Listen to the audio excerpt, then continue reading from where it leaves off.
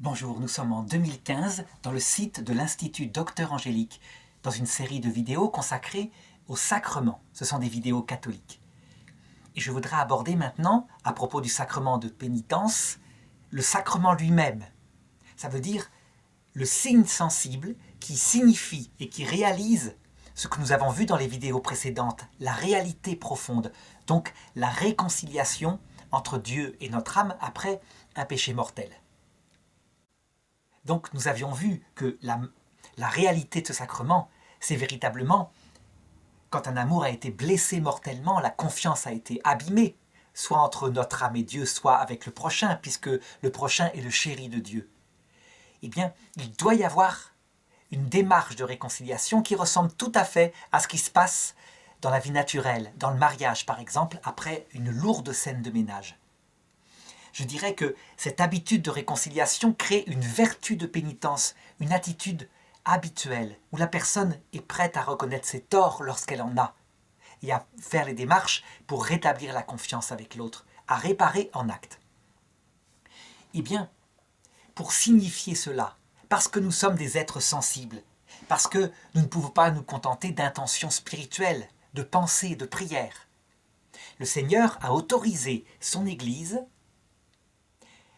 de sa propre initiative avec les paroles qu'elle voulait, puisque lui n'a rien fixé matériellement ni formellement sur ce sacrement. Il a autorisé son Église à réfléchir, poussé par l'Esprit Saint, et à établir le sacrement. Évidemment, ce sacrement, il en a donné l'ordre. Quand il dit aux apôtres, « Tout ce que vous lirez en cette terre sera considéré comme lié dans les cieux. Tout ce que vous délirez dans cette terre sera considéré comme délié dans les cieux. »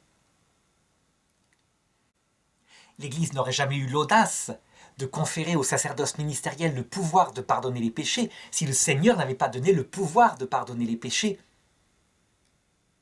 Cependant, la forme liturgique, on peut dire, elle-même, elle n'a pas son institution comme c'est le cas pour le baptême où la parole est donnée et l'eau est indiquée comme la matière. De même pour l'Eucharistie, le pain et le vin le jour de la Sainte Seine.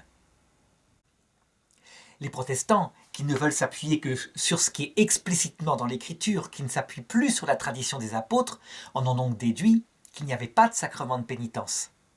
Les catholiques, appuyés sur ce qui s'est fait au départ, certes, qui a énormément évolué.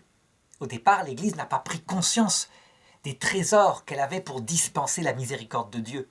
Il a fallu des siècles, et en particulier avec saint Colomban, un moine bénédictin du côté de l'Irlande. Et bien peu à peu, l'Église en est arrivée à ce qui se fait actuellement. Alors, pour se servir de la pensée de saint Thomas, qui lui écrit au XIIIe siècle, donc alors que le sacrement a trouvé, je crois, sa plénitude, eh bien, on peut se servir des catégories qu'il prend chez Aristote. Dans tous ces sacrements, il y a une matière et il y a une forme. Je sais, c'est aristotélicien, l'illéformisme, c'est pratique. Une matière, ça veut dire quelque chose qui est pris, qui signifie, je dirais matériellement, le sacrement, et une forme qui lui donne son sens. Et donc, la première question qu'il faut se poser, qu'est-ce qui pourrait être la matière de ce sacrement? Qu'est-ce qui doit être transformé? Eh bien, c'est évident dans la vie naturelle. Pour qu'il y ait pardon, il faut que la personne arrive avec une contrition, le plus parfait qu'il soit. Et cette contrition, elle implique, si on a trahi l'autre d'une façon particulière, elle implique qu'on raconte ce qu'on a fait. Mais pas seulement raconter par sadisme, raconter parce que c'est porté par un regret profond de l'avoir fait. On ne cache pas les détails essentiels de ce qu'on a fait. Je veux dire par là que si un homme a trompé sa femme, une fois ponctuellement, lorsqu'il avait bu, à une occasion particulière, ça fait partie des circonstances à raconter. Il ne s'agit pas de raconter des détails scabreux, mais cette chose-là est tout à fait différente que s'il trompe régulièrement sa femme depuis 10 ans. Et ça fait partie des choses à raconter. Donc on le voit, la charité, elle indique ce qui doit être raconté en confession et ce qui ne doit pas l'être. Donc, une confession accompagnée évidemment d'une contrition, une attitude de regret. Il ne s'agit pas de torturer l'autre en racontant ce qu'on a fait. Une contrition parfaite, ça serait formidable. Donc la volonté exprimée de ne pas recommencer. Et la réparation. Parce que jusqu'ici, ces trois choses que j'ai indiquées, confession, contrition, volonté de ne pas recommencer, ce sont des paroles. Donc, une volonté de réparer du mieux qu'il est possible par rapport à ce qu'on a fait et qui a blessé l'autre. Lorsque cette matière est là, dans la vie naturelle, eh bien, que l'autre la constate, surtout quand il y a réparation, donc des actes qui prouvent les paroles, l'envie de pardonner peut venir. Eh bien, lorsque c'est appliqué au niveau sacramentel, saint Thomas dit la matière proche de ce sacrement, ça va être cet acte de contrition du pénitent qui a confessé ses péchés. La matière éloignée, ce sont les péchés en question, donc évidemment, mais les péchés en question ne sont qu'une matière lointaine, c'est les péchés accompagnés de la contrition, donc dans l'acte de pénitent qui se confesse au prêtre. Alors évidemment, la question qui se pose à ce moment-là, est-ce que c'est l'acte intérieur de contrition ou est-ce que c'est la manifestation extérieure en parole à travers l'acte de contrition dont l'une des formules, il y en a plusieurs, est « Seigneur Jésus-Christ, Fils du Dieu vivant, prends pitié de moi, pécheur ». Ou alors l'acte classique « Mon Dieu, j'ai un très grand regret de vous avoir offensé, parce que vous êtes infiniment bon, infiniment aimable et que le péché vous déplaît. Et je prends la ferme résolution, avec le secours de votre sainte grâce, de ne plus vous offenser et de faire pénitence. » Donc on voit, dans cet acte de contrition complet, il y a le regret, la volonté de ne pas recommencer et de réparer. Et avant, il y avait la confession des péchés. Donc la question, est-ce que c'est la contrition intérieure ou est-ce que c'est la formule prononcée à l'extérieur? Eh bien, voilà ce que je dirais. Pour que le sacrement produise son effet, qui est le véritable pardon des péchés, il faut la contrition intérieure, c'est évident, puisque c'est une réconciliation et que Dieu voit notre âme. Mais de l'ordre du signe extérieur, ce qui va produire un signe sensible de cette contrition extérieure, c'est l'acte de contrition, c'est la parole extérieure du pénitent. Il la prononce et normalement, sa parole doit être en lien avec l'attitude de son cœur. Il est évident que si un pénitent arrive et qu'il dit « j'ai fait ceci, j'ai fait cela », il raconte et il dit « je ne regrette pas, je le referais si c'était à faire ». Eh bien, le prêtre saura que l'acte prononcé de contrition ne sera pas la matière du sacrement. Ça ne correspond pas, il ne pourra pas donner l'absolution. Même chose si par exemple quelqu'un confesse que c'est lui qui a fait tel crime et qu'un autre est en prison pour lui. Et que le prêtre lui dit « vous devez réparer, vous devez trouver un système, je ne vous demande pas de vous livrer, mais vous devez indiquer que ce n'est pas lui et que la personne sorte. Si la personne dit « j'en ai rien à fiche, il reste en prison, il n'avait qu'à pas se faire prendre à ma place ». Le prêtre ne peut pas donner l'absolution. La réparation qui là est essentielle, qui est un acte intérieur, n'est pas là, et donc l'acte de contrition récité extérieurement et de réparer n'a aucune valeur. Le prêtre s'en rend compte. Évidemment, quand c'est net comme ça, c'est facile. La plupart du temps, le prêtre qui n'a pas accès à l'intention profonde du pénitent n'a accès qu'à son acte de contrition qui lui fait prononcer, sous une forme ou l'autre, et là, ça constitue la matière. Il fait confiance, il ne peut faire que cela. Il agit au nom du Christ qui, lui, le Christ, voit l'attitude intérieure du pénitent. Donc on le voit, une matière qui est fondamentalement une vraie contrition et qui est sacramentellement l'acte de contrition prononcé. Voilà la première analyse du sacrement. Ensuite, on voit bien que le sacrement rétablit une alliance, une communion entre deux amours. Un qui a été blessé, le Christ, et le prochain. Et l'autre qui a blessé et qui vient pour recevoir ce sacrement. Donc, la question maintenant qui se pose, c'est quelle est la forme du sacrement qui va venir créer la totalité de cette réconciliation? Alors certains ont dit, c'est l'imposition des mains. C'est vrai, le prêtre, au moment de prononcer l'absolution, il impose la main sur le pénitent. Eh bien, je dirais que cette imposition des mains, elle est présente dans de nombreux sacrements. Elle est présente parfois dans le baptême, mais à titre de sacramental.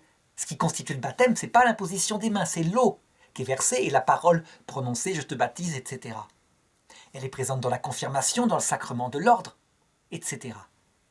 Ça veut dire que cette imposition des mains ne peut pas être la forme explicite de ce sacrement, mais elle en est une forme, une partie de la forme, parce qu'elle indique la cause.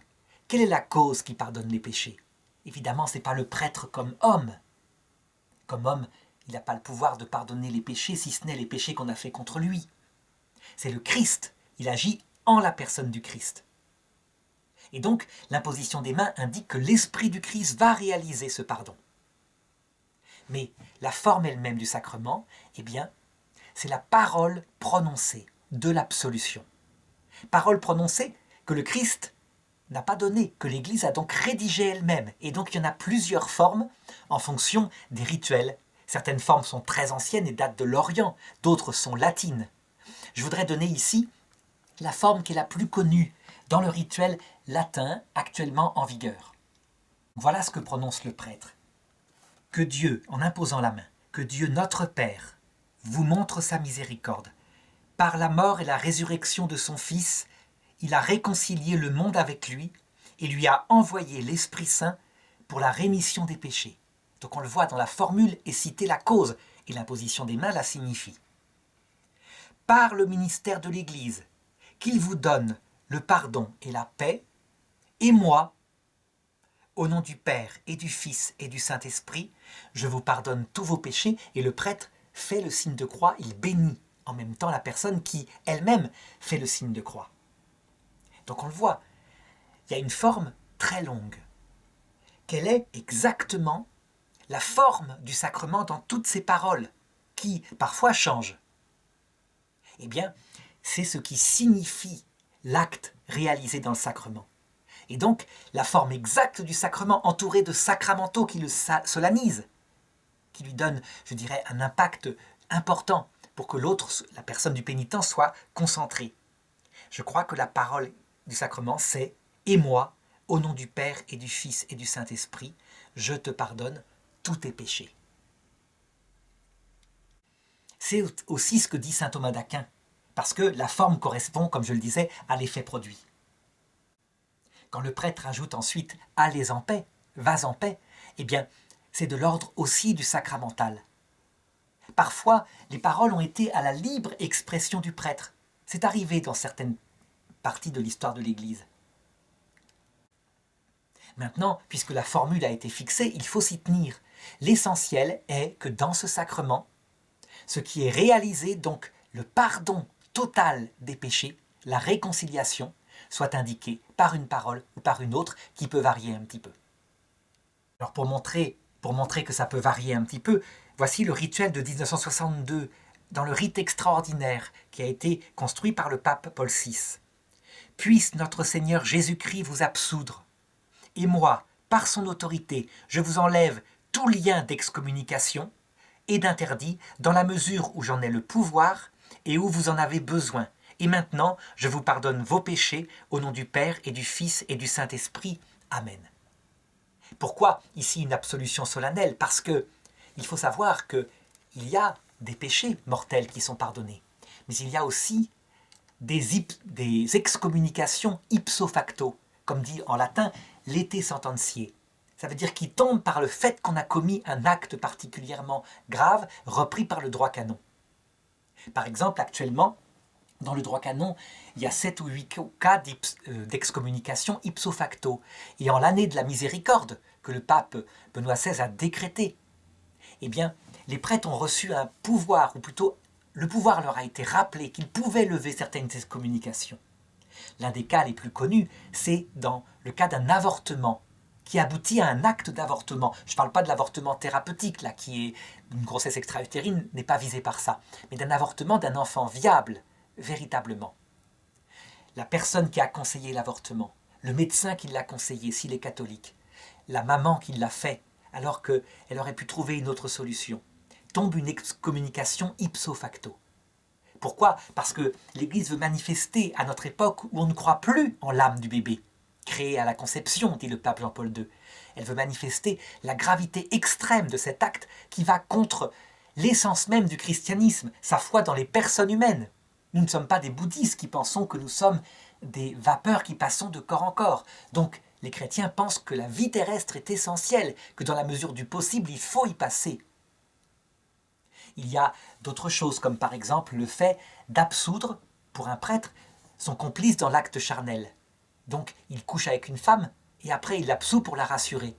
Il y a le fait de vouloir assassiner le pape, d'avoir tiré sur le pape, quand c'est un catholique.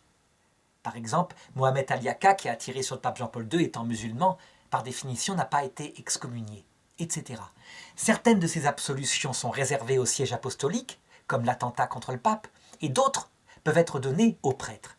C'est ce que veut signifier cette formule.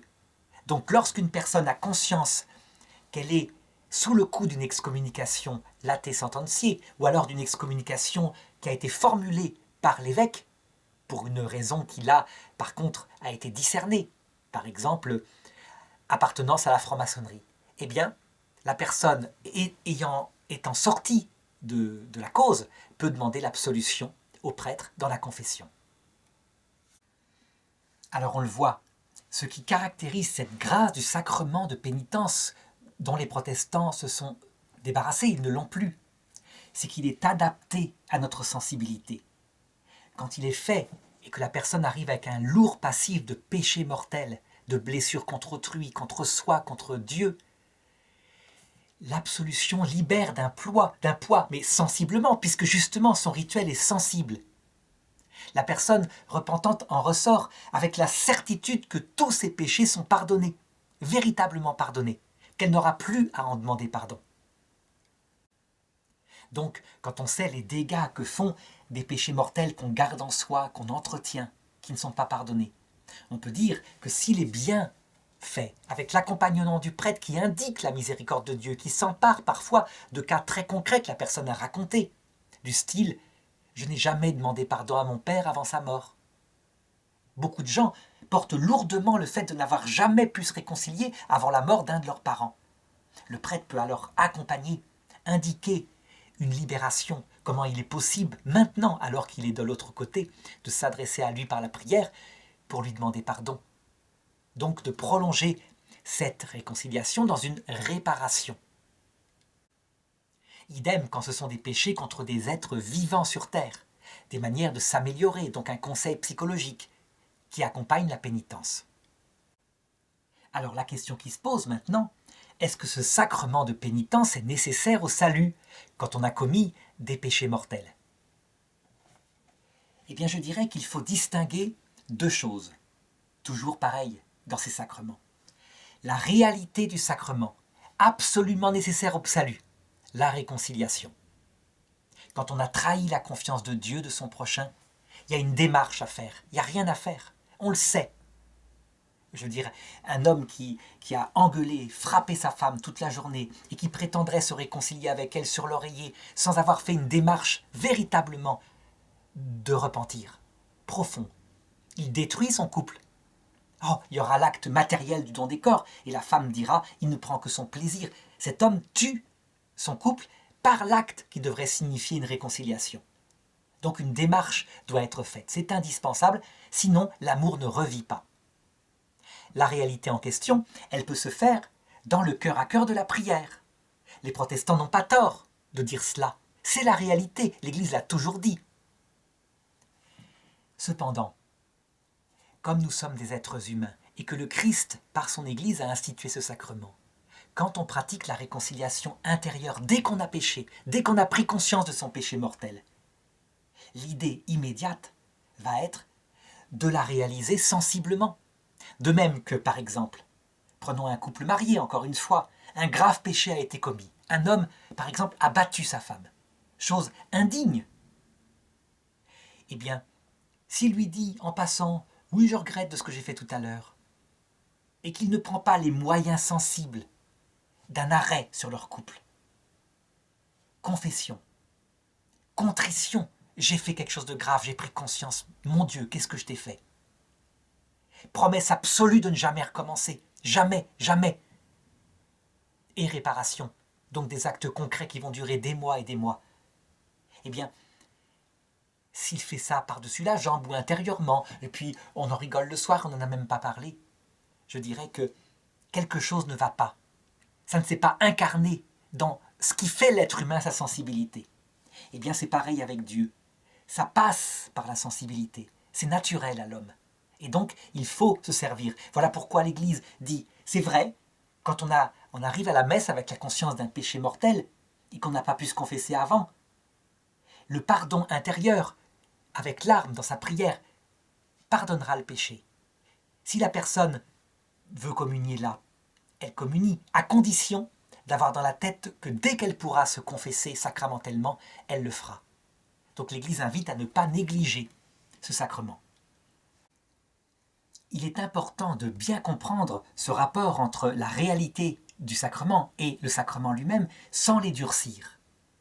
Si on les comprend bien, en effet, on sort de beaucoup d'autres problèmes théologiques. Je vais donner un exemple. Imaginons une personne qui est dans un état de la structure de sa vie qui fait qu'elle ne peut pas en sortir. Je vais donner un exemple très concret. Une personne, mariée à l'église à un moment donné, se fait abandonner par son mari. Entre-temps, elle s'engage avec quelqu'un d'autre, elle n'était pas parfaitement consciente. Elle s'engage profondément, elle lui promet fidélité, elle se croit libre. Dans sa tête, l'autre est parti le premier. Et puis, un jour, elle redécouvre la foi. Entre-temps, elle a vécu avec cet homme, il y a eu des enfants. Est-ce que on peut demander à cette personne de quitter cet homme qui n'est pas son mari pour se remettre avec le premier qui, des années avant, est parti, se fiche peut-être d'elle et a vécu avec d'autres femmes depuis longtemps? Bien sûr que non. Il y a des enfants. On ne va pas faire un dégât. Cette situation s'est présentée dans l'Évangile. La Samaritaine, c'était son cas. Elle avait eu 5 maris. Et celui avec qui elle vivait n'était pas son mari, lui dit Jésus. Et il ne vient pas, je dirais, mettre la loi qui casserait tout en lui disant « tu retournes avec le premier ». Il ne vient pas dire ça, parce que ce n'est sans doute pas possible, il y a trop de nœuds dans tous les sens.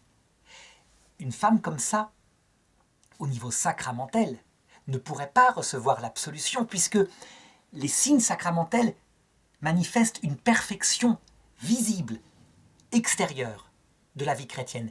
Elle en est le signe. Conclusion, cette femme ne pourrait pas recevoir l'absolution, mais est-ce qu'elle pourrait recevoir le pardon du Christ? La réponse est oui. Elle pourrait le recevoir du côté de la réalité, mais sans accéder au sacrement de l'Eucharistie et sans pouvoir accéder au sacrement de pénitence. Donc il y a quelque chose de particulier qui tient à l'état de l'être humain. L'être humain est dans un fort externe que signifie le sacrement, et puis il y a son intériorité que Dieu voit. On voit très bien que ce que je dis n'est pas faux, puisque le publicain qui est dans une situation analogue repart béni, mais ne change pas non plus de situation. Il ne peut pas. Donc on voit comment il faut comprendre cela pour répondre à la question de ceux qui sont en situation de ne pas pouvoir accéder au sacrement. Ça ne veut pas dire qu'ils iront en enfer. Ceux qui disent que dans toutes circonstances, quelles que soient les choses, même quand la personne n'a pas trahi elle-même, si elle est en situation matrimoniale qui n'est pas légale, elle ira en enfer. Ces personnes-là ne comprennent pas que la loi est faite pour l'homme et pas l'homme pour la loi. Selon les circonstances, l'intention, c'est ça que Dieu regarde. Il sait la faiblesse des hommes, évidemment. Donc on peut dire que si la situation est canoniquement nette, le sacrement de pénitence par rapport aux autres sacrements vient rectifier une situation qui avait bloqué la voie des sacrements par le pardon, l'absolution, la réconciliation. Il est en quelque sens une deuxième planche du salut, qui peut être renouvelée sans cesse, mais ça nous l'avons vu dans les autres vidéos. Alors maintenant, je voudrais répondre à quelques autres questions qui se posent.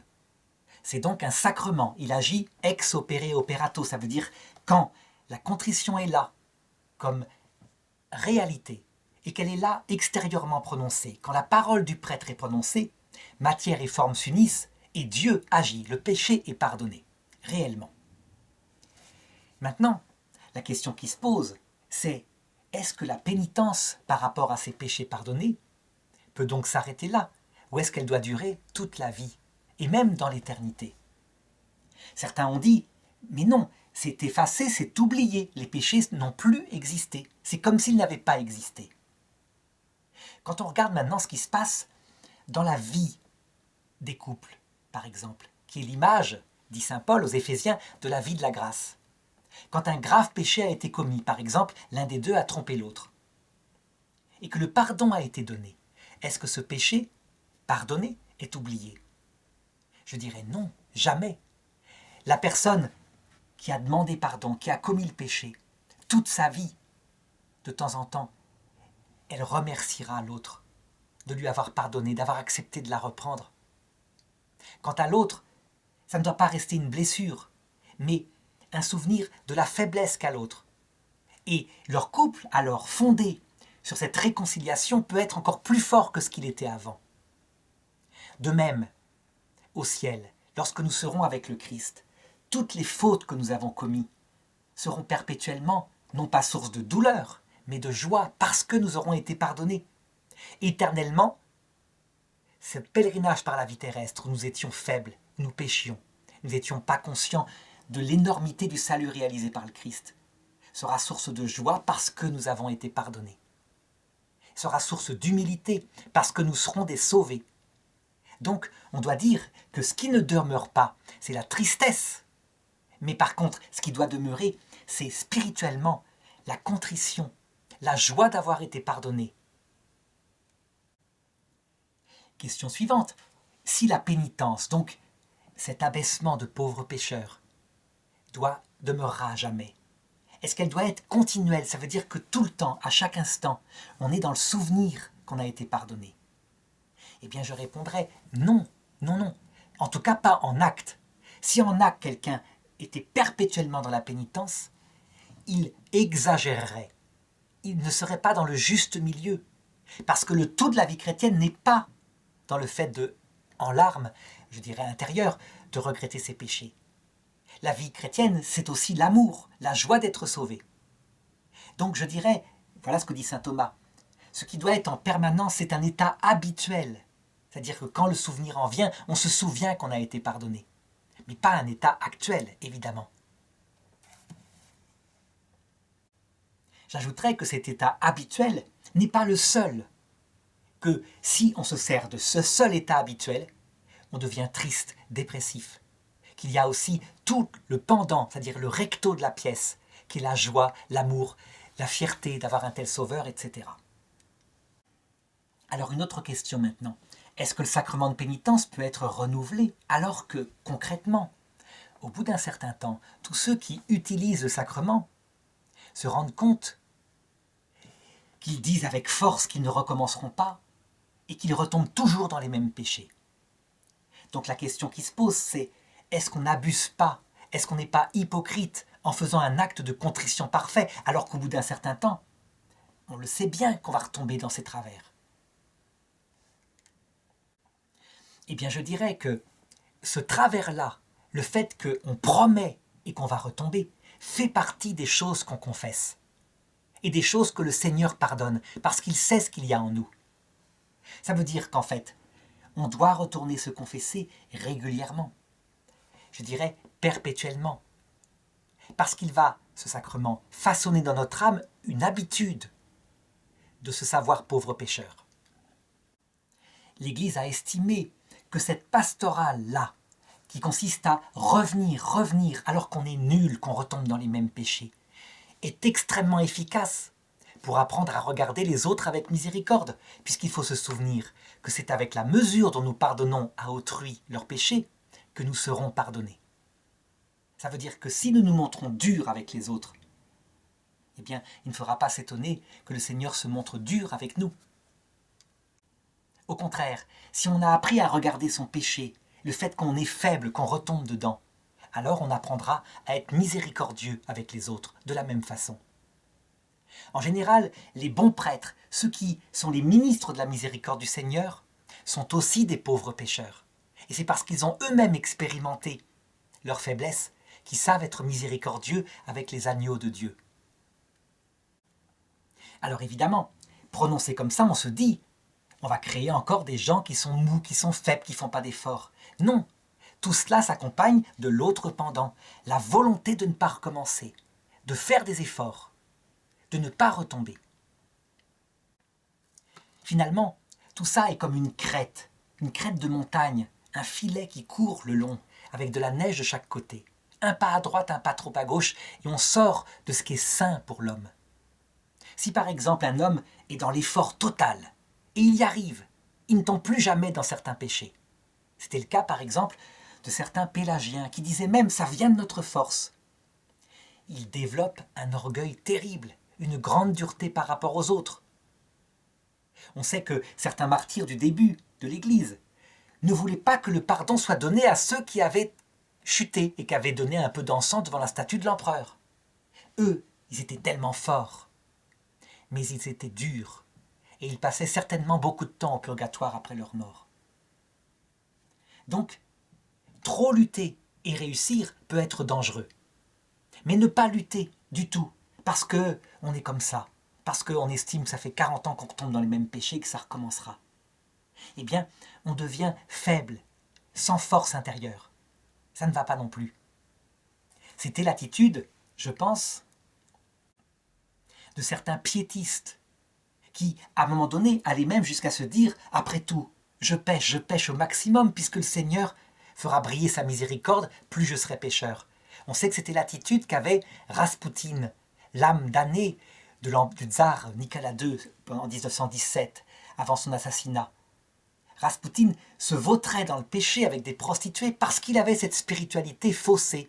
Je pêche, la miséricorde viendra, de toute façon je repêcherai, je suis pécheur. Donc la vérité est, à la fois, on confesse les péchés, et à la fois on fait des efforts pour ne pas les refaire. Et en même temps, si on retombe, on retourne à la confession, parce que l'amour de Dieu est infini.